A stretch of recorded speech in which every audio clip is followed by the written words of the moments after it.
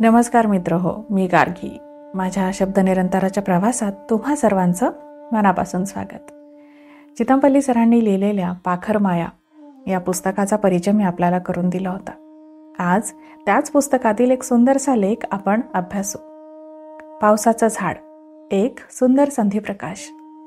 Sir लिहितात, मी Coimbatore forest कॉलेजमध्ये शिकत असताना 1958 साली पावसाच्या झाडाचा पहिला परिचय झाला. दर आठवड्याला आम्हा वनाधिकाऱ्यांना वृक्षांच्या ओळखणीचे पाठ देण्यासाठी कोइंबतूर शहराच्या परिसरात असणाऱ्या बागा, उद्यानं आणि कृषी महाविद्यालय यांच्या आसमंतात नेलं जाई. कोइंबतूर तसं हरित शहर होतं. नारळींच्या झाडीतून डोकावणारी लाल कौलारू घरं, घरांपुढे फणसाची आणि आंब्याची सावली, बागेत लावलेली नाना तऱ्हेची फुलझाडं, तसंच शहरातील रस्त्यांच्या दोन्ही बाजूंनी प्रत्येक ऋतूत फुलणाऱ्या वृक्षांच्या रांगा आणि आल्हाददायक हवामान यामुळे माझं तेथील 2 वर्षांचं वास्तव्य मोठं आनंददायी झालं होतं. कोइंबतूरमधील एका उद्यानात या पर्जन्य वृक्षाचं पहिलं दर्शन झालं. आमच्या वनाधिकारी शिक्षकाने या झाडाकडे बोट दाखवून त्याचं लॅटिन भाषेतील नाव सांगितलं. पिथेकोलोबियम सॅमन. यातील पहिल्या शब्दाचा अर्थ या झाडाला येणाऱ्या शेंगांशी संबंधित आहे. त्या माकडाच्या कानासारख्या दिसतात. स्पॅनिश भाषेमध्ये त्याचं नाव आहे जॅमन, त्याचा अपभ्रंश सॅमन. तर त्या झाडाचं इंग्रजी नाव आहे रेन ट्री, म्हणजे पावसाचं झाड, पर्जन्य वृक्ष.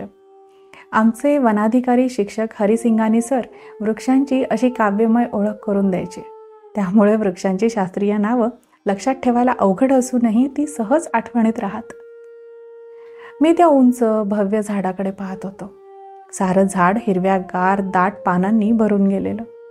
तेवढ्यात सर म्हणाले, इतक्या दुरून नका पाहू, पुढे जा, त्या झाडाला स्पर्श करा, त्याची सालं पहा, पानं हातात घेऊन त्यांची रचना पहा, फुलांचा रंग आकार पहा, छताचं निरीक्षण करा, फांद्यांचे आकार पहा. एवढं जवळून निरीक्षण केल्यावर ते झाड तुमच्या कायमचं स्मरणात राहील. इथल्या रस्त्याच्या कडेने लावलेली ही झाडं वाऱ्या वादळाला तोंड देत या झाडांनी आपला आकार कायम ठेवला होता. हरिसिंगानी सर पुढे सांगत होते, हे झाड वाढतंही जलद. मूळचं अमेरिकेतील सिलोनी लोकांनी इकडे आणलं, तिथून ते भारतात आलं. त्याचं कारण वेगळं होतं. रेल्वेच्या इंजिनासाठी मंद गतीने जळणारं इंधन लागतं, ते त्या झाडापासून उपलब्ध होतं. माझ्या समोरच्या झाडाची उंची आम्ही ॲबनी लेवलने मोजली तर ती 70 फूट भरली. त्या झाडाचा आकार छत्रीसारखा. बुंध्यापासून निघालेल्या फांद्या छत्रीच्या काड्यांसारख्या उंच जाऊन त्यांनी वृक्षाच्या छताचा डोलारा तोलून धरला होता. पानोळ्याकडे पाहिलं की हिरव्या मोर पिसाऱ्याची आठवण येईल. पानं लांब असून देठाचा अभाव. शेवटी ती अधिक मोठी आणि बागदार होत जातात. हवामानाप्रमाणे पानांची स्थिती बदलते. सूर्याच्या पूर्ण प्रकाशात ती जमिनीशी समांतर आडवी होऊन घनदाट छत उभं करतात. त्यातून क्वचितच एखादा उन्हाचा कवडसा पाझरतो. पावसाळी ढगाळ हवामानात आणि रात्री त्यांची पानं लाजाळूच्या पानांसारखी मिटलेली असतात. अशा रीतीने पानं मिटली की मला या देशात ते पावसाच्या आगमनाचं सूचक मानतात. म्हणूनच त्यांचं नाव रेन ट्री किंवा पावसाचं झाड पडलं असावं असं वाटतं. उन्हाळ्यात फांद्यांच्या अग्रावरील पुष्पदंडावर फिक्या गुलाबी मंजिऱ्यांचे गुच्छ दिसू लागतात. ते रेशमी गोंड्यासारखे वाटतात. या ऋतूत वृक्षाखालून येता जाता फुलांचा मंद गंध दरवळू लागतो. झाडाला येणाऱ्या शेंगांमध्ये मऊ गोड असा गर असतो, म्हणून खारी या शेंगांवर फार लट्टू असतात. महाराष्ट्रातील वन विभागाची वनात असणारी जुनी विश्रामगृह पाहिली तर आपल्या ध्यानात एक गोष्ट येईल. ती मुख्य रस्त्यापासून आत 1-2 किलोमीटर अंतरावर आहेत. ती उंचावरही वसलेली आहेत. आता वन विश्रामगृहाकडे जाणारा रस्ता अप्रोच ही एक सुंदर कल्पना आहे. या वाटेने चालू लागलात की रस्त्याच्या दुतर्फा पावसाची जुनी झाडं उभी असतात.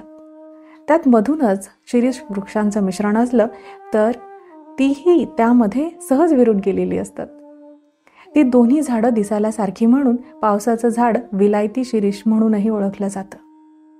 पावसाच्या झाडाप्रमाणेच शिरीष वृक्षावर नाजूक फुलांचा बहर आलेला असतो.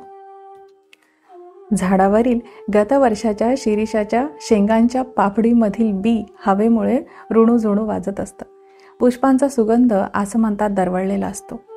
त्या वृक्षांच्या दाट सावलीतून मी हळूहळू विश्रामगृहाकडे जाऊ लागतो. दूर पावसाच्या झाडांच्या हिरव्यागार राईतून तांबड्या कौलांचं छप्पर डोकावू लागतं. तिथे पोहोचल्यावर विश्रामगृहापुढील हिरवळीवर उभं राहून सुंदर हिरवळ पाहता पाहता डोळे निवू लागतात. अशी गालिच्या सारखी मुलायम हिरवळ फक्त पर्जन्य वृक्षाखालीच येऊ शकते.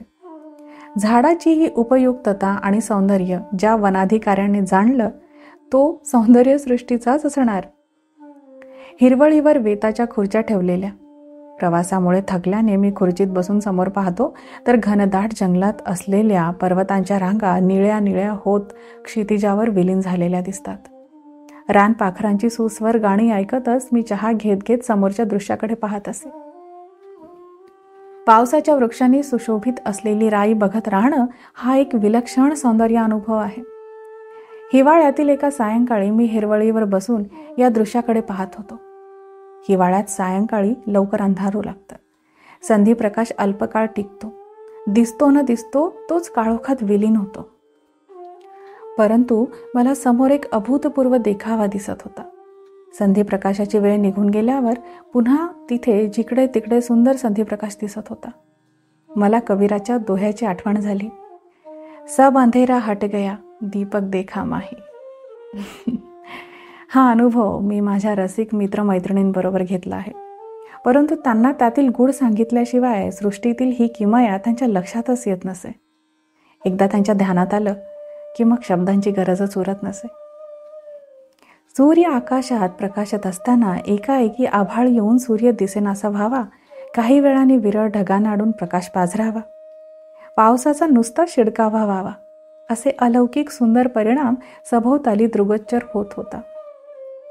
त्यामुळेच पावसाच्या झाडाभोवतालचा सारा परिसर सदा हिरवागार दिसत असतो. एकदा असाच मी सायंकाळी हिरवळीवर बसून समोरच्या दृश्याकडे पाहत होतो. इतक्यात माझ्या अंगावर पाण्याचे तुषार पडावे तसा भास झाला. मी आजूबाजूला वर आणि खाली आश्चर्याने पाहू लागलो. खरं म्हणजे ते पाण्याचे तुषार झाडावरूनच पडत होते. फांद्यातून येणाऱ्या तिरप्या किरणात ते जलतुषार आणखी सुंदर दिसत होते.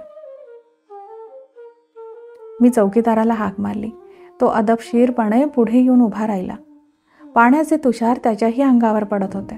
तो देखील आश्चर्याने आजूबाजूला पाहत होता. मी त्याला म्हणालो, झाडावर चढून पहा तरी काय बरसतंय ते. तो झरझर वरच्या फांदीपर्यंत पोहोचला. आश्चर्यचकित होऊन म्हणाला, अब साहेब बघा तरी. त्याने फांदी एका हाताने हलवली. तोच पंख असलेल्या कीटकांचा थवाच्या थवा भरकन वर उडाला. काही झाडाच्या खोडावर बसले. मी जवळून पाहिलं तर ते रातकिडे होते.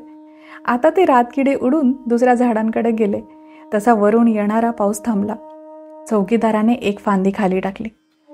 खाली पडलेल्या फांदीची साल मी काढली. त्या फांदीचं पॉकेट लेन्समधून निरीक्षण केलं तेव्हा असं आढळून आलं की त्या फांदीवर रातकिड्यांनी सूक्ष्म छिद्र आपल्या सोंडांनी पाडली होती. ते कीटक झाडातून वाहणाऱ्या जीवन रसाचं शोषण करीत होते. शोषण क्रिया इतक्या वेगाने चालली होती की सोंडेकडे येणारा रसाचा प्रवाह वेगाने वाहत येऊन पावसाच्या रूपात खाली पडत होता. तेव्हा माझ्या लक्षात आलं की याला पावसाचं झाड का म्हणतात. पावसाची ही झाडं कधी जंगलात आढळून येत नाहीत. विस्तृत अशा हिरवळीच्या वा मैदानाच्या कडेने वाढणारं तसेच शोभेचं आणि सावलीचं झाड असल्यामुळे उद्यानातून आणि बागांमधूनच ते दिसून येतं. रातकिड्यांचा हा खाद्यरस फक्त पावसाच्या झाडातच असतो असं नव्हे.